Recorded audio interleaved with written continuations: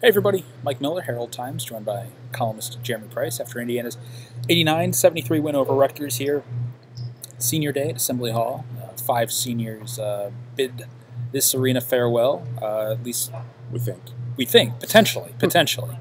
We'll see about that in the next week or so. But first, to accomplish what they want to accomplish in the next couple of weeks, they had to win this game, and when they did, really, this game was never in doubt. Even with foul trouble mounting as the game progressed, I think there were combined 48 fouls between both sides.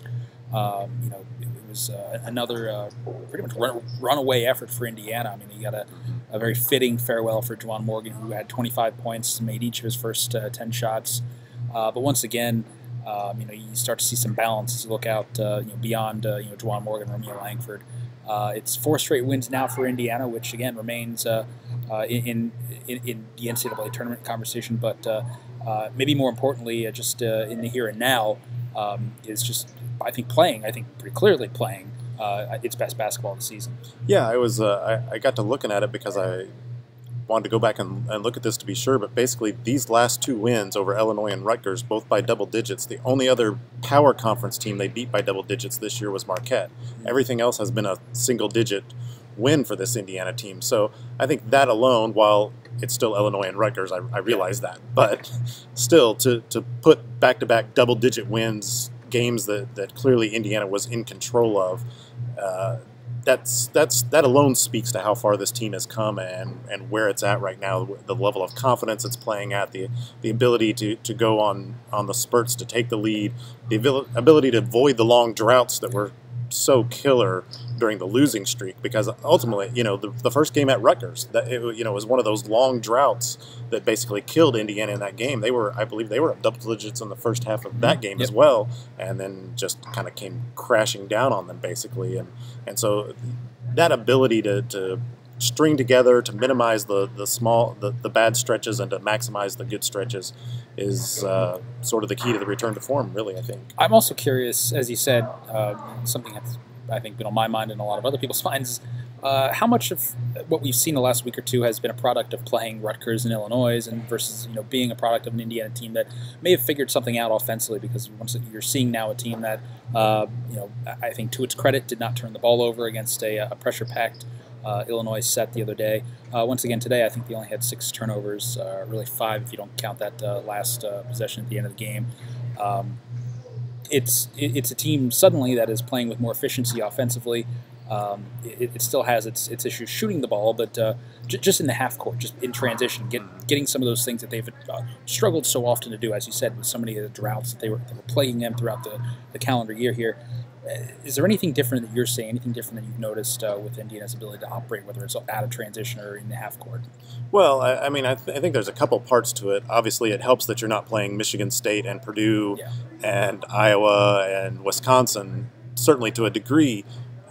But I think coming off those games and the way those games were such basically wars for this team, obviously you're going to feel a lot better playing against an Illinois and a Rutgers.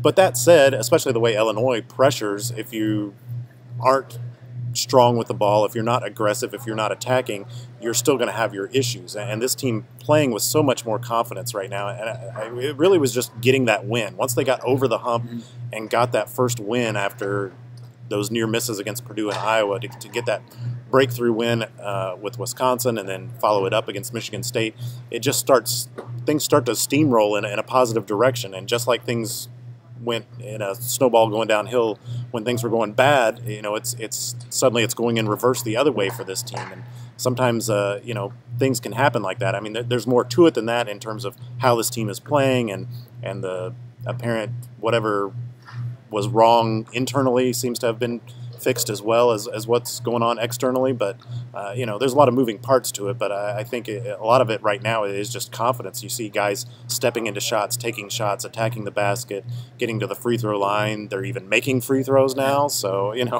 whole lot of things going into that. Yeah, and I think also that they're just healthier. I mean, this is probably Yeah. easily the healthiest been, and that was especially noticeable again in a game where you lose Juwan Morgan for long stretches. Justin Smith and Rob Finney, I think the three of those players combined for maybe 24 minutes in the first half, just as the fouls were mounting. So with that, you were able to kind of bring in different waves of guys who are playing well. Devontae Green is maybe on the best 3 or 4 game run. You'd have to go back a while and probably include some non-conference games, but the way that guy's playing off the bench right now is huge. I think really when you look at this next week in Chicago, that junior class is going to be really that junior class could determine just what Indiana is able to do in that 8-9 game and moving on to what will be a matchup if they win against Michigan State, a third matchup with the Spartans. The way Devontae Green has played, I think only 1 turnover today, no turnovers at Illinois, and obviously what Duranton Davis gives you in a league like this. The play of those two guys right there will, I think, will really determine what Indiana is able to accomplish in Chicago. Yeah, and you haven't had Davis for a long stretch against a lot of these teams. Some of these teams are seeing Davis essentially for the first time this year right now. But yeah, you take Deron Davis, you take Devontae Green, and you add in Justin Smith, and those are the 3 guys that are really the X factors because they're the complementary pieces. They're the ones that have been providing scoring punch, assist punch, basically, and some defensive physicality. When they're playing well, they're able to do some things at both ends of the floor. Yeah. And so, as long as those guys are stepping up, then you've got Juwan Morgan, who's playing suddenly like a senior and also making shots, which he wasn't doing for a long stretch there. Romeo's just Romeo, basically. And Rob Finney has stepped up. He's playing much better, much more aggressive. Al Durham is kind of flying under the radar in a lot of ways, but he's doing the things Indiana needs Al Durham to do. Occasionally make an outside shot, attack the basket, get to the free throw line, and use up his 5 fouls, which he tends to do a lot. So, you're getting it from a lot of different places. You've got Race Thompson now as an option. First half, the foul trouble Indiana was in the first half against Rutgers today would have been crippling earlier this year, and a double-digit lead would have probably been down to a couple of points by halftime. Instead, they're able to maintain that double-digit lead at halftime, and you thought going to halftime after you'd had Morgan, Finney, and Smith on the sideline most of that first half, you're in good shape. Then you were just one good run early in the second half, and eventually that came and pushed the lead to 20, and it's pretty much ball game. Yep, and then you were able to say goodbye to your handful of seniors, Juwan Morgan among them. Whether or not these guys actually come back for an encore here at Assembly Hall, I guess we'll find out in the next few days. But that's, I guess, a credit to the team that you're even having this conversation now, that you're thinking beyond NIT, you're thinking ahead to a possible NCAA at large bid. Archie Miller says you're still going to have to win. It's unclear exactly what'll convince a committee when you stack that resume up against others. We talked about this before, but going into that 8-9 matchup, which either at this time we don't know, but I believe it's almost certainly Ohio State, State by looking at things, because Penn State beat Illinois today, so neither one of those teams can get to 8 wins, which Ohio State already has in the conference. Minnesota's a step ahead at 9 wins, I think. Maybe Minnesota. I don't know if Ohio State can tie Minnesota and win a tiebreaker. I'm not sure what the tiebreaker is there, but I'd say it's probably 80% Ohio State, maybe higher. Yeah. But we'll know later this afternoon or this evening for sure. And either way, that's certainly a winnable game. 2 teams that obviously I think Indiana would love a second crack at Minnesota, and for that matter, Ohio State too. That's another game that just got away from them.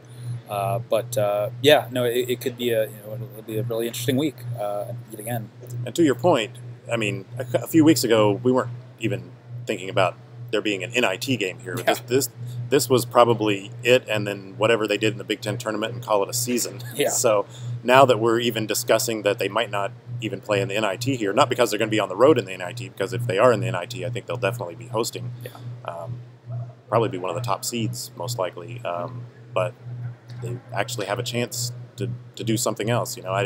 Like I said earlier this week after the Illinois game, I don't know that the NCAA is really a discussion worth having until you got through today. Once you got through today, you've won these 2 games this week. Now you've put yourself at least in the discussion. You still really have to win one more to stay in that discussion, because you lose on Thursday and forget about it. An interesting thing, and you might need to win 2, but at least that one game though, it's going to be a quad 2 game. I don't know that Ohio State or Minnesota would move so far up to. They're both hovering right around that quad 1 territory, but either way, it's another quality win, and then it's really just a smorgasbord of quad one opportunities after that. So you think you can get one. If you get one, you can feel okay. You get two, you're pretty much in. Yeah. Yeah, it's. But as far as senior day, I guess to finish up on that note, I thought probably the final basket of Juwan Morgan's Assembly Hall career maybe was a kind of the perfect encapsulating play, because you had Zach McRoberts who just basically reached in and tipped a loose ball right to Juwan Morgan, who then throws down the thunderous dunk, and that was sort of the proper finish for those two guys there. And how many times have they done that? Yeah, sort of flashbacks to the Crossroads last year against Notre Dame. Yeah, definitely. And so those guys got huge ovations going off, and then of course Romeo did too. And could he be back next year? I suppose he could. I wouldn't bet on it, but free will. Yeah, it's a funny thing, but wouldn't bet on it. No, I wouldn't bet on it. He too was offered a standing ovation. So,